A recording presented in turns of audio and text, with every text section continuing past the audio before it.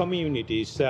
Are there any plan to address this concern through diplomatic and policy measurement from US?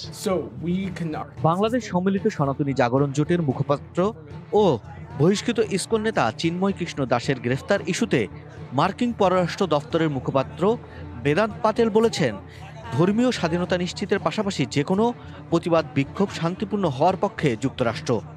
স্থানীয় সময় মঙ্গলবার ৩ December মার্কিন পররাষ্ট্র দপ্তরের নিয়মিত প্রেস ব্রিফিংয়ে তিনি এসব কথা বলেন।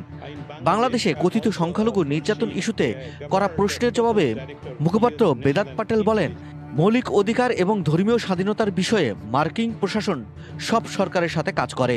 এই ইস্যুতে চলমান বিক্ষোভ প্রসঙ্গে স্টেট ডিপার্টমেন্টের মুখপাত্র বলেন, প্রতিটি প্রতিবাদ শান্তিপূর্ণ হওয়া উচিত। বহিষ্কৃত ইসকন নেতা চিন্ময় দাসের গ্রেফতার ইস্যুতে করা এক প্রশ্নের জবাবে মার্কিন এই মুখপাত্র বলেন, এই ইস্যুতে স্পষ্টভাবে অবগত নয় মার্কিন প্রশাসন। মামলা সম্পর্কে সুনির্দিষ্ট কোনো তথ্য তাদের কাছে নেই বলে জানান তিনি।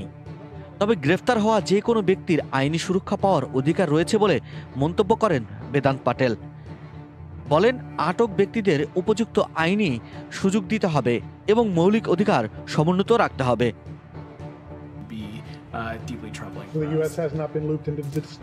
I just don't have any diplomatic conversations to read out. One other question on humanitarian aid. Yeah.